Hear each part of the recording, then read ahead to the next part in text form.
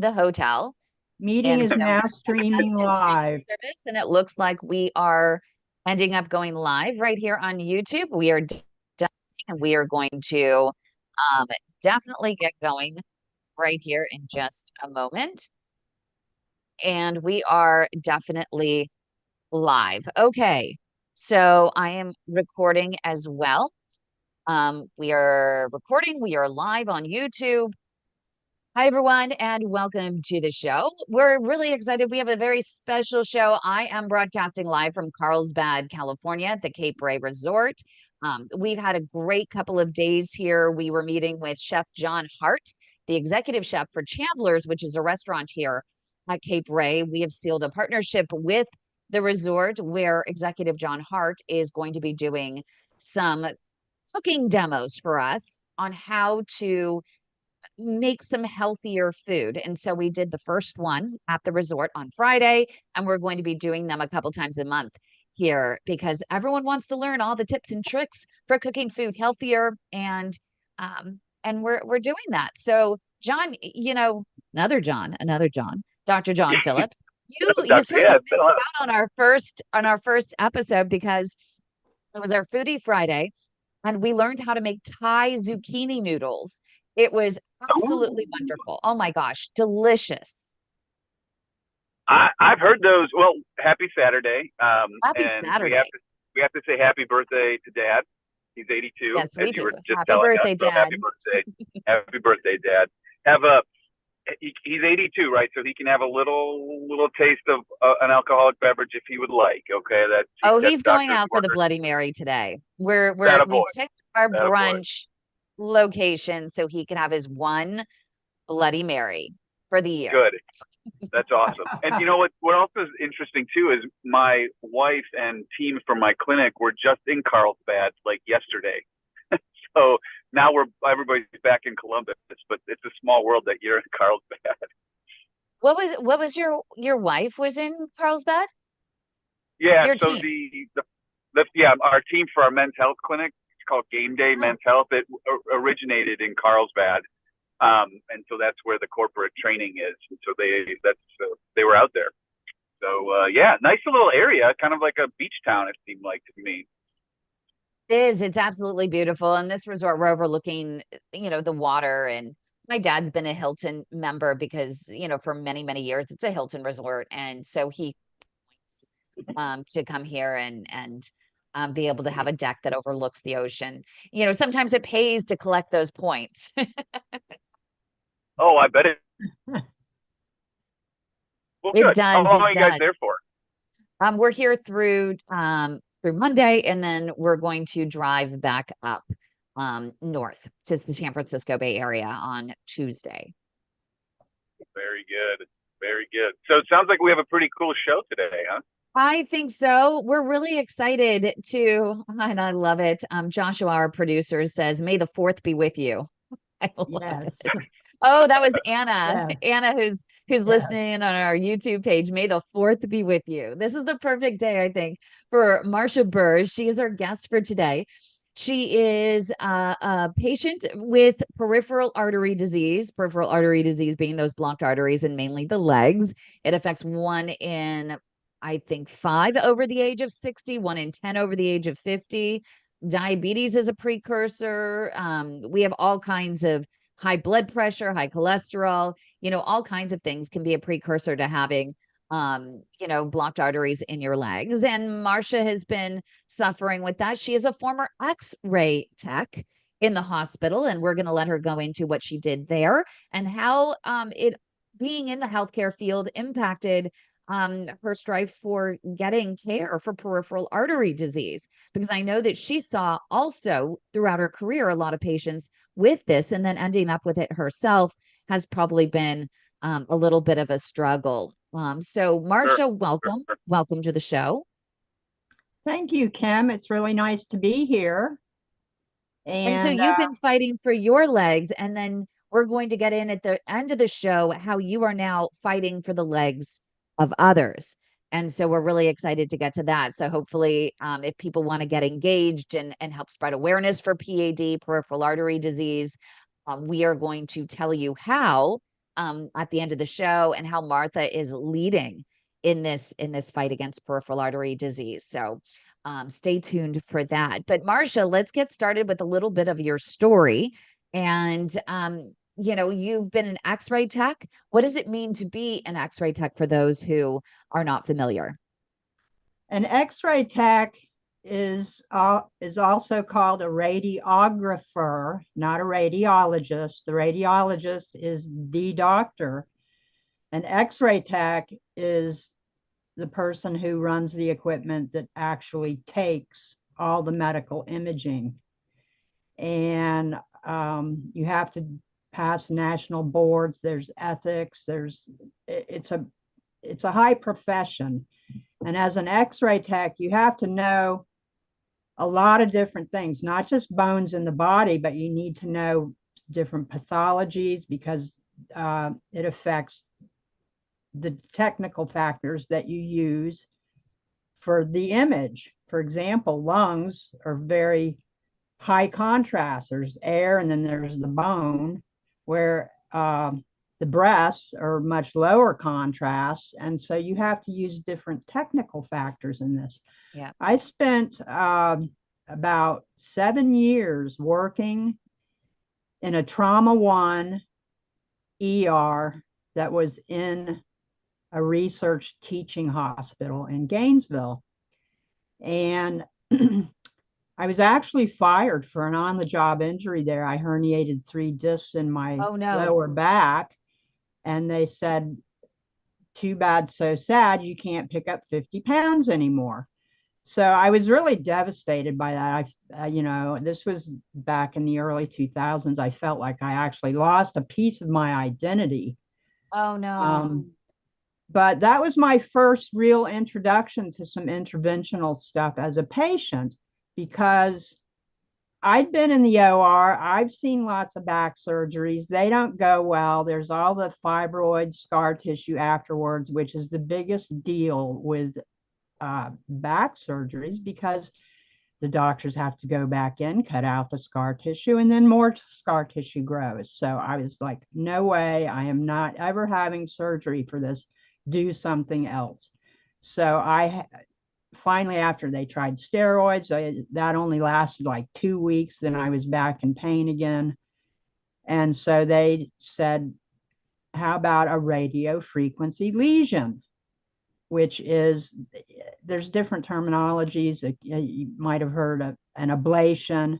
But basically what it is they go in under fluoroscopy, which is real-time live 3D imaging, X-ray imaging, and they pinpoint the exact nerve that is involved, and then they burn it.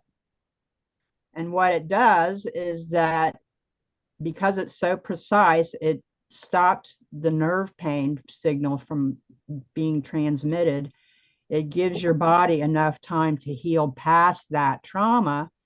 And I had this procedure done, oh my goodness, over like 20 years ago, and my back is fine today. I teach Tai Chi and Qigong. Oh, wow.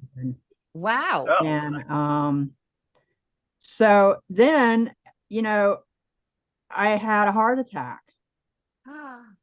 I lived through a widowmaker heart attack to become a widow, actually. And I had a stint in my LAD.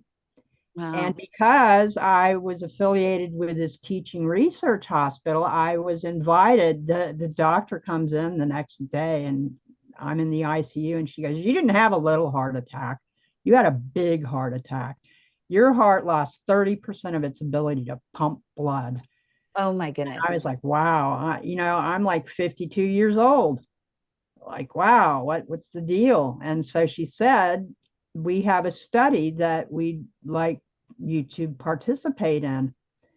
And so I got into this 2-year study where they took my stem cells, my own stem cells, and injected them into the left ventricle of my heart. They monitored me for 2 years. I had excellent health care. And I feel like the place that fired me saved my life, paid the bill, and probably put 20 years on my life. So I'm good with the hospital that fired me. Oh, And that's it was good. good to them. It's always nice to have a little Yeah, second and feelings afterwards. so, but the funny thing is like right after my heart attack, months later, we learned that my wife had younger onset Alzheimer's disease. Oh no. So I couldn't have worked anyway. So the whole thing turned into this series of synchronicities, little coincidences that it's like, well, yeah, I got fired, but in the long run, I got an extra year of voc rehab, learned how to repair computers, got into this study, and now I can't work anyway. So it's all good. It's all good. And coming up right here on the Heart of Innovation, we're going to hear more of Marsha's story. We also have her doctor, Dr. Arthur Lee, who's going to be here in just a moment. So stay with us. We'll be right back. Okay. We are going in and I'm setting my timer. Okay. So we want to get into, because I know Dr. Lee can't stick around for very long. So we can get him in and then we can backtrack afterwards. So I want to get to your legs. Yeah. So then Well, hold on after, 1 second. I need to start the clock and I'll say welcome back. okay. Hi, everyone, and welcome back to the show. I'm here with Dr. John Phillips, and we also have our guest, Marsha, who's here with us. She's a peripheral artery disease patient. Before the break, she was talking about some other issues with her health, including having a heart attack. 3 in 5 people who suffer a heart attack have blocked arteries also in their legs. And so it's really important for people to get to their doctors if they're having any sort of leg pain, neuropathy, numbness, tingling, claudication, or leg cramps. Make sure you get to your doctor because your leg health could indicate the health of your life. So, Marsha, we left off that the hospital that fired you ended up saving you because you did have a heart attack. You had some stenosis or narrowing in your LAD, the Widowmaker, and it worked out in a sense. And it's really sad that ultimately at that time you also found out that your wife ended up with Alzheimer's. And I assume that you said that you became a widow. I assume you've tragically lost your wife as well. Yeah, she died 8 years ago. So Oh, I've wow. had I'm time so to sorry. heal from that. It took a good 3 years just for me to recuperate physically. Yeah. I Well, went it's still right back to surreal. the ER after she died because I'd been having chest pain for a month. Oh, So wow. they ruled out broken heart syndrome, which is a real thing that can be seen on ultrasound. It's where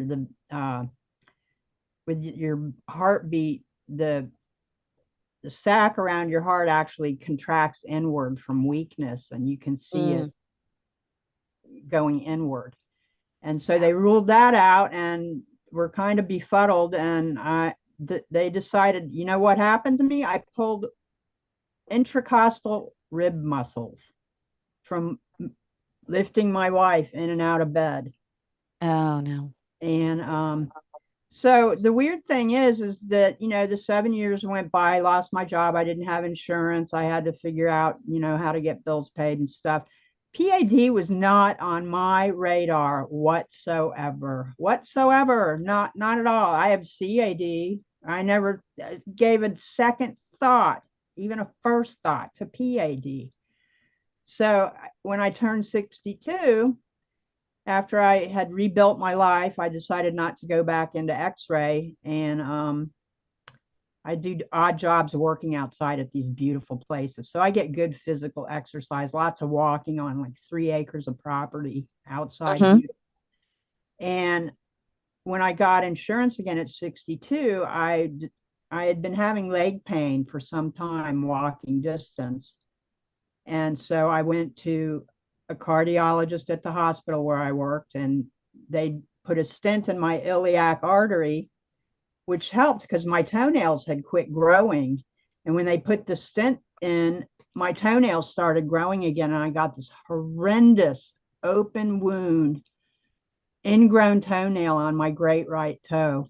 And I was in horrid pain. I couldn't even sleep an hour at a time. And so she's like, well, it's time for you to go to my husband now. So I had Lady Shaw, the doctor, and then Lord Shaw, the vascular surgeon.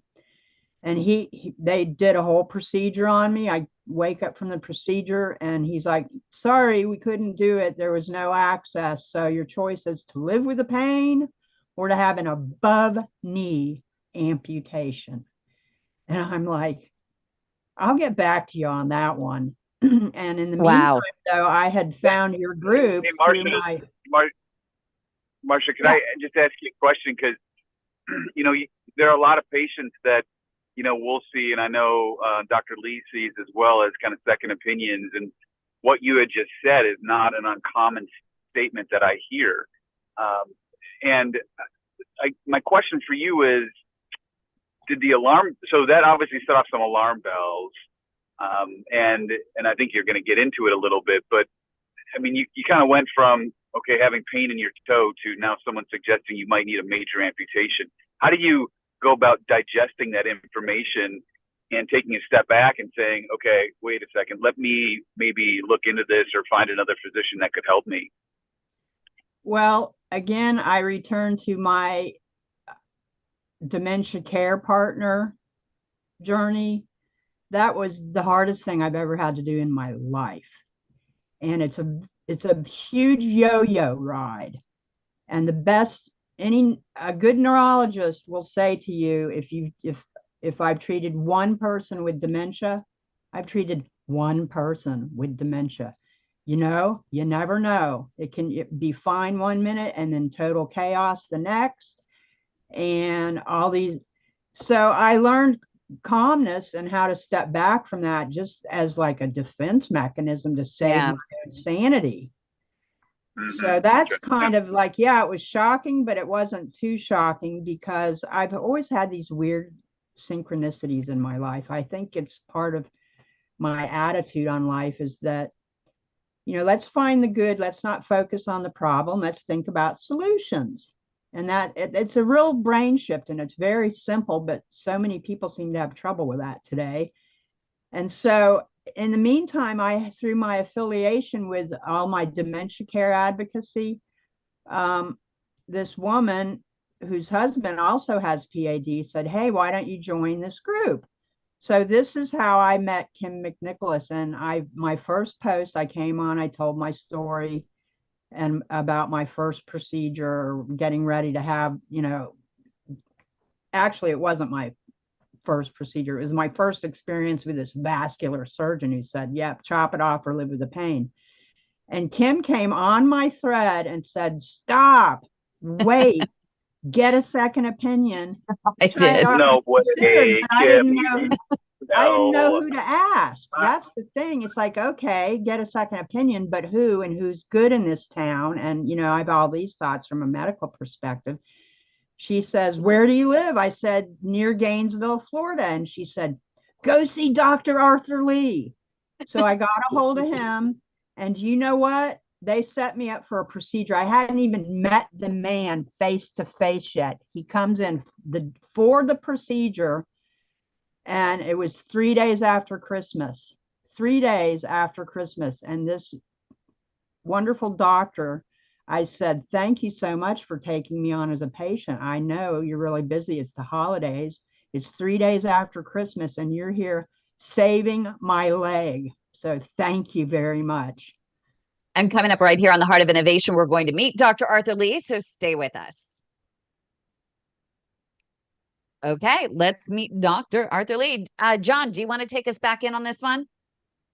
Sure. Art, Okay. how you doing? Hey, good, John. How you doing? I'm well. I'm well. Thanks for joining us. Yeah, Awesome. Absolutely. Drive carefully, Are you man. working? Yeah, I'm on call at the hospital, so I'll Oh, all right. stay Well, we down. got how much time do we have with you? A few minutes or so? Yeah, I could probably do 15 minutes. Okay. Yeah, no Okay. worries. Gotcha. All right. Well, Ready? Go ahead. whenever, yeah, let's roll. All right. Welcome back, everybody. Thanks for joining us.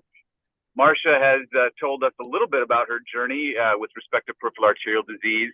And it sounds like at one point she had the worst form of it, which is critical limb ischemia, and was on the verge of potentially having a major amputation. Thankfully, she reached out and got in touch with our fearless leader, Miss Kimberly, and she got her in touch with Dr. Art Lee. Art's joining us today on call. Looks like he's in the hospital. Art, how you doing? Hey, good. How are you guys? Good to see you. Well, good to see you. So tell us about your interaction with Marcia. Sounds like you got her in around Christmas, so there's probably a sense Yeah, of urgency there, huh? yeah. So Marcia and Kim, nice to see you guys. Good to see you. The story is just too common, getting getting advice from obviously a qualified physician at a very good facility, but everybody's experience is different, and training and comfort with different techniques is different, unfortunately, and none more than in the vascular space. I mean, in anywhere else I've seen, you can have a cardiac case and bring in 10 cardiologists, and you'll probably have 10 people agree on the treatment plan. You bring a peripheral patient to 10 different doctors, and you'll have 15 different treatment plans. So um, we like to get patients in as soon as we can. Thank God for Kim and her network, but we get patients in within, we offer visits within 24 hours. um, I think there was a uniqueness about the holidays, so that's why I didn't get to meet her beforehand. We said let's just meet her and do the procedure the same day. And again, you know, a lot of patients don't go and seek a second opinion, and they do what their doctor tells them. I mean, really, no reason to suspect differently. But we see it all the time, and unfortunately, sometimes we see it much later because they've been told, there are no options, and they kind of keep doing stuff, and they're losing, toes of one toe at a time, and when they finally see us and we fix them, I don't want to say relatively easily, but sometimes very relatively easily, an outpatient procedure. The question is always like, well, why were we told this, earlier? And so that's the thing is, I think, patient education, family education, to try to identify the disease, become more aware of the disease, and catch it earlier, and to find the people with the right skill sets, that are doing this kind of thing, in terms of amputation prevention, at the highest level is really, really important. Yeah, So, definitely. Art, And go ahead, John. oh yeah, just going to ask a question because it's interesting. We're both interventional cardiologists, and to his Mhm. point before, there are cases where we can, as cardiologists, we can pretty much agree on treatment plan, and it even goes a step above that. So, for example, in our health system, there are other hospitals that are part of it, and if they do a heart catheterization, there's some blockages they're not comfortable treating, they send those patients to us, and then we take care of it. It's just kind of it's a written rule and an unwritten rule, but in the vascular space, I don't understand, and Art, maybe you can help me here. I don't understand why there's this trepidation and reluctance to refer patients. If I'm a physician, to refer a patient to somebody else that might be able to help them, as opposed to just being like, no, no option, sorry, lose the leg. Yeah, I mean, I Question. think, in the vascular space, there's obviously different specialties. So, vascular, radiology, and cardiology. So there's obviously a more competitive environment. In the cardiology space, when you're referring it, you're referring to another cardiologist, and even then, I'm sure there's still some egos involved. But unfortunately, in the vascular space, amongst all spaces, we really need to check the egos at the door, to do about what's best for the patient. So I think, Mhm. like in our practice, in our group, we have vascular surgeons in our group, so it's been a really good relationship, and back and forth. Um, but not so even in systems where they're employed by the hospital or in an academic setting where you would think that they would be more like that. Unfortunately, I see it all too often that there's a lot of competition in politics. Um, yeah, so I think that's part of it. I'm The other wondering thing is, in, go well, ahead. let me finish. And Gary Ansel, who John worked with, always said that if you're in the PAD space and you want to be serious about it, your rate of success in a procedure and crossing these chronic total occlusions should be 95+%, right? And unfortunately, there's not really a place where as a patient, you can go and look at a report card or a reporting system on how good this physician is. In the coronary space, chronic total occlusions are only about 15% of the cases, but in the peripheral space, it's probably over 50%. So to be good at peripheral arterial disease, you have to be automatically good at chronic total occlusion, procedures. So Meaning the 100% blockages that you yeah, have. And exactly. especially there's so many reasons why people are diagnosed so late. People are brushed off with the leg pain, the leg cramps, as having diabetic neuropathy. They're brushed off as having fibromyalgia or arthritis or even sciatica, back issues. And while we all have back issues as we age, it's really important, I think, now more than ever, that we end up asking the doctors for an ABI or an ankle brachial index test, where they place the blood pressure cuffs on the legs and the arms and measure the differential. But even more, what we urge people to do is ask for a leg artery ultrasound. You have any issues with your legs, you have any of the risk factors, make sure that you do end up asking for that leg artery ultrasound. Now, in Marsha's case, what I'm wondering, when she came to you, Dr. Lee, something that just caught my attention is they originally treated her iliac, that's higher up. And I see this all the time, that they go ahead, they turn on the faucet, they open up the artery that's higher up, in the groin area, in the abdomen area, but then they don't check the vessels below to make sure that the plumbing below can support the faucet being turned on. And I'm wondering, and correct me if that might be the case, for this patient, because it seems very odd that they turned on the faucet and then suddenly she's being referred to a vascular surgeon to cut off her leg. Right. Yeah. I mean, I don't remember all the details, but yeah, I believe she had iliac work and then she had SFA. So the thing with chronic limb-threatening ischemia or critical limb ischemia is that it typically is either multi-level.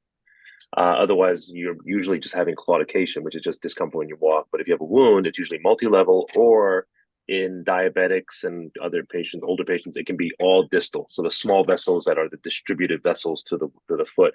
So when you have a wound, you really need more than just sort of upstream vessels. You need, inline flow to the wound or good flow to the wound. It's sort of like Amazon, delivering to your house. I mean, if the highway's open and your roads aren't open, your driveway's not open, you're not going to get the package, right? So that last mile delivery is really, really important in chronic limb-threatening ischemia. And that's what we went in and did on Marcia. And coming up right here on the Heart of Innovation, we're going to hear the rest of Marsha's story, so stay with us.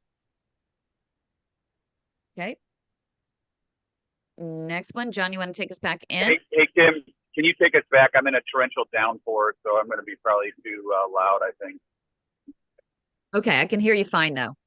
You can? Okay, so the rain's not too bad? Okay, then I'll... yeah, no. I'll bring okay, it, I'll here bring we it go. Back. Okay. Go ahead. All right, welcome back, everybody. Thanks for joining us. We're continuing our conversation with Marcia and her interventional cardiologist, Dr. Arthur Lee.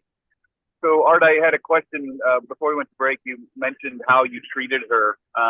Was she pretty complex, or in the grand scheme of things, was the intervention not as bad as you thought? It wasn't as bad as I thought, honestly. I mean, frontal occlusion, that we got through. I can't remember if we did antegrade retrograde techniques, but commonly what I see is patients referred from places. Yeah, we did. Okay, Marsha knows.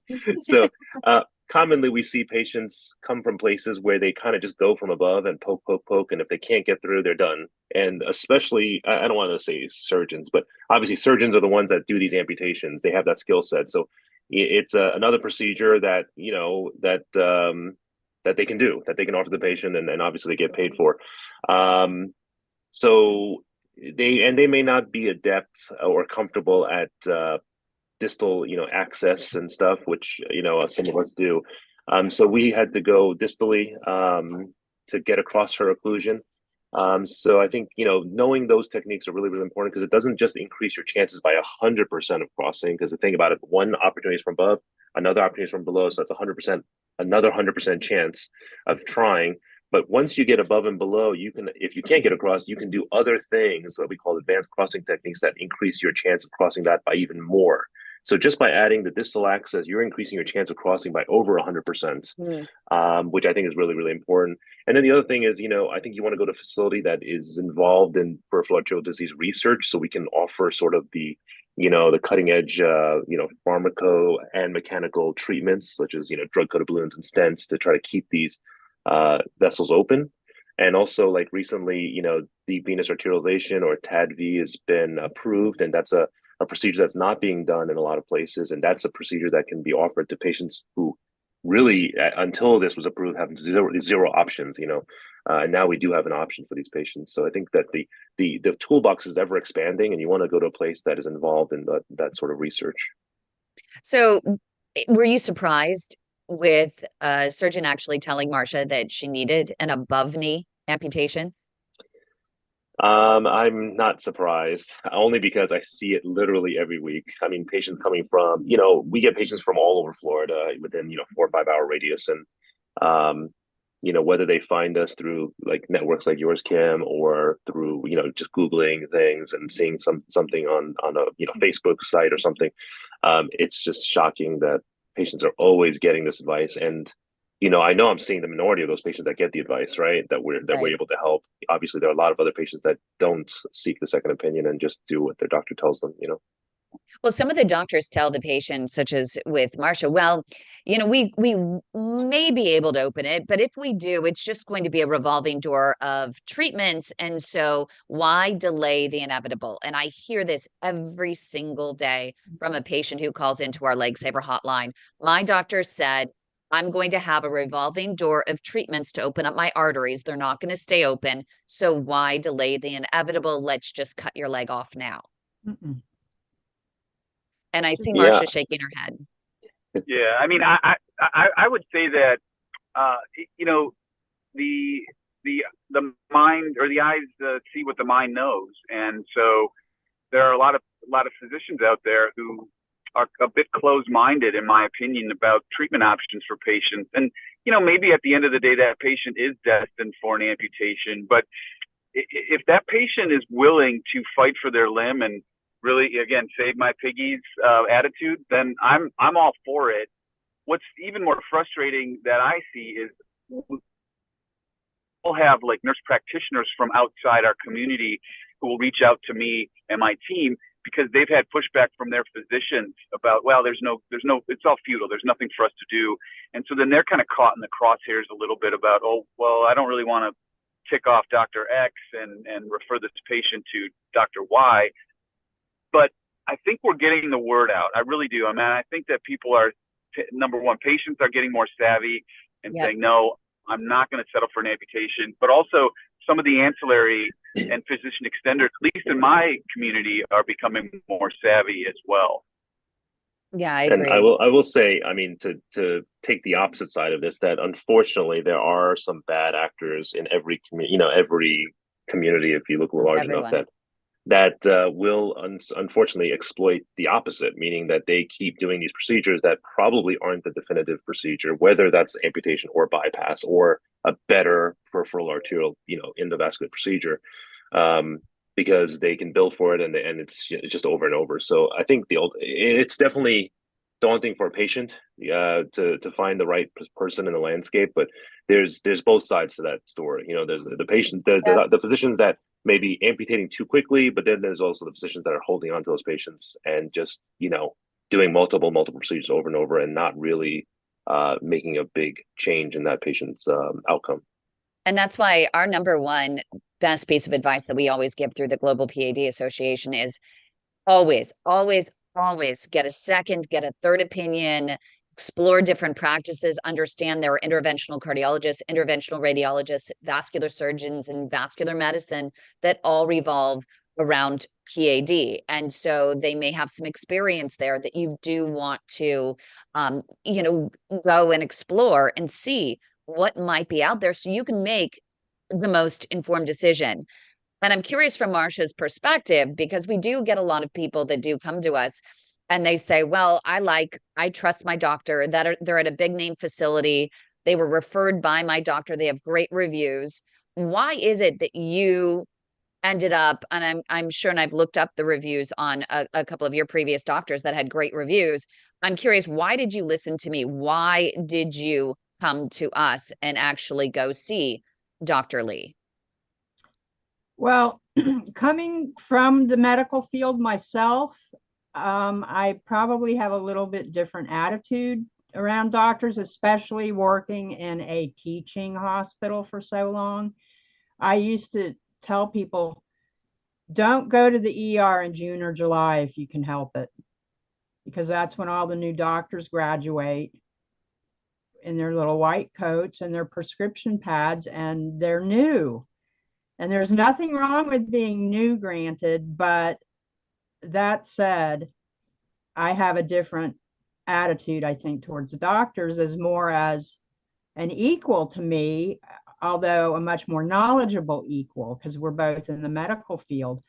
And I bring this up to patients too. Do your research, learn the medical lingo, because if you speak to a doctor in medical terms, they're much more likely to listen to you. Mm-hmm. And don't be afraid. I mean, doctors put their pants on the same way all of us do, one leg at a time. And actually, Marcia, I don't wear pants. well, He just wears I shorts. see your pants right now. I got He's got shorts. I got shorts. shorts. Okay, yeah, that's good. No, but you make a great point, because I often tell patients, and I think Kim does as well.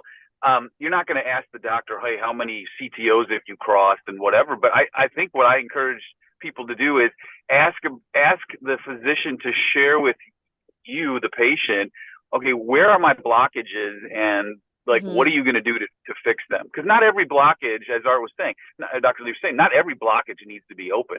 In fact, 50% of people with PAD have no symptoms, and we don't have to, we treat them medically. We don't have to do procedures on everybody. So I've been lately showing patients, hey, this is your blockage. This is what we're thinking about doing, and this is why. And I think that disarms the conversation as well and puts some knowledge into the patient's hands. Yes, I'm always asking to see the procedure when I go to the doctor. I say, hey, I'm a retired X-ray tech. I'm a visual person. Do you mind sharing the medical imaging with me? And I'll give some credit to the vascular surgeon I went to. He was very good at explaining the 4 stages of PAD. And before I went to him, I actually requested a blood vessel mapping of both my lower legs. And I told him when I saw him that I wanted this piece because I used to work in an ER. So give me the worst case scenario first and let me take it from there. In other words, lay it on me straight. Give me the worst news first and let me digest it. So he did. He showed me the images. He said the number we're looking for in blood vessels to do a bypass is 3. He goes, both your legs are running on collateral blood flow only. He goes, you have 2s, you have some 1s, you have 1, 3 in your left leg. So there's not really good potential for taking another blood vessel for a bypass and moving it somewhere else. Then they checked my arms, same thing in my arms. I have small little wiggly veins, which the wiggly part is good because they stretch more if they do use them in a bypass. But my arms were out of the question too. And so after this procedure that I was like in such pain, I'm like, please, anything, I'll even do a bypass. And so I give him credit for waking me up and not doing the bypass. I give him credit for giving me this kind of horrid ultimatum of live with the pain or have my leg chopped off. It snapped me out of it is what it did. And the thing that blows my mind is that this is a teaching hospital, a research hospital, and you would think that there would be other doctors in that hospital that are more up on what's happening with PAD procedures, and there would be more research going on at this hospital, and not one word was mentioned to me about any studies or anything else. Because I asked him, I said, are there any studies going on right now? And I never heard back. No, and we find that a lot, that sometimes the different practices don't talk to each other, and even doctors right next door to each other don't necessarily know what the other one is doing and what they're capable of. Coming up right here on the Heart of Innovation, we're going to wrap up Marcia's story and find out what she's doing, not only to save her legs, but that of others. So stay with us. Awesome. So we have about 4 minutes. Dr. Lee, do you have any final thoughts before, and I'll just have you just jump in with some final thoughts, and then we'll go to Marcia to wrap up her story. Yeah, sure. Okay. So, thank you. And John, I don't know where John went. I lost him. He's somewhere in here. Oh, I think we lost him. Okay. He got caught in the rainstorm here. Okay, so I'm going to go ahead and just set my clock here. And we have 4 minutes on this one. Here we go. Hi, everyone. Welcome back to the show. We're just wrapping up here. We have just a few moments. I want to turn to Dr. Lee with his final thoughts. Dr. Lee. Yeah, thanks, Kim. I mean, a lot of thoughts, but I think it's important to pay attention to your body, pay attention to your symptoms. Go seek medical attention early. We'd rather see you on the early side than the late side. When you go see any doctor, I mean, take off the shoes, socks, make them, put your hands on your feet, and feel the pulse even, and just to address the issue. Um, if you really are told that you need an amputation, for example, don't hesitate to get a second opinion, third opinion. I want to make sure that I make it clear that I'm not trying to vilify any specific specialty. I think there's excellent physicians in every specialty, and I have friends that are, vascular surgeons, radiologists, where I do this at a very high level. My point, I think, is that we see it literally every week where patients are told one thing, they come to us, and we're able to help them. And so I would devote my whole career to just those patients, get it to help those patients, because I think it can make a big difference for them. Very important to not just do the procedure and that's it. I mean, we have to treat not just your leg, but the whole body, because again, patients with PAD have a very high correlation with PAD and stroke. So again, fixing your leg is obviously a very important goal, but we like to treat the whole patient and do whatever we can to keep patients living longer and healthier. Definitely. Thank you so much, Dr. Lee. We really appreciate you. And thank you so much for saving Excellent. Thank you, Marcia's Kim. piggies and giving her hope again. Mm-hmm. And Marcia, Thanks, Marcia. how are you feeling now? I'm feeling better than I was in December of 2023 when I could only sleep an hour at a time.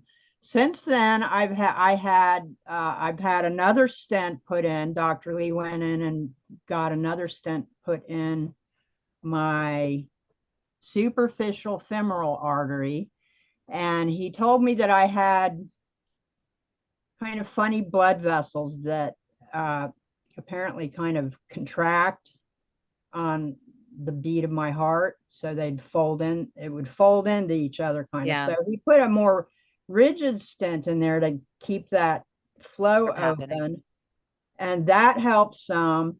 But and you're out there walking, right? As much as I can, yes. Good for you. And so your piggies are good for right now. You're out there walking and you're helping to save others. Tell us about Light a Red Candle Day. We only have about a minute left.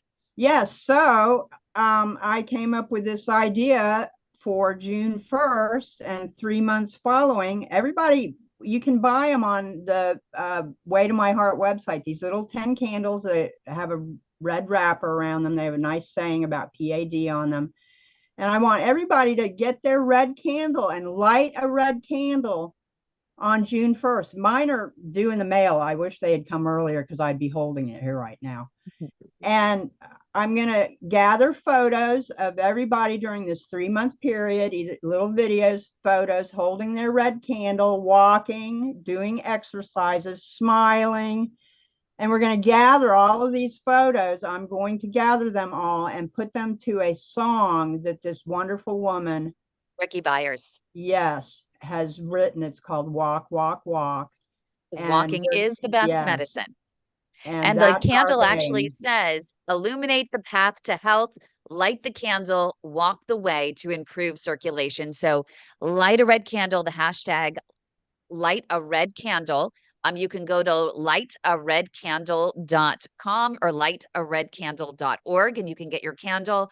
And you can also spread the message for PAD and that walking is the best medicine to grow a natural bypass or those collateral vessels with every step you take. Marcia, thank you so much for joining us. A big thank you to Dr. Arthur Lee. June 1st, make sure you light your red candle. Use the hashtag light a red candle. Go to lightaredcandle.com or .org to get your candle and help us spread awareness for PAD and that walking is the best medicine. Have a great weekend, everybody. Thank you. Thank you. Bye. Awesome. Thanks, you guys. Thank you, everyone. I really appreciate it. Josh, thanks for saving us on that thing. I must have in haste again, grab the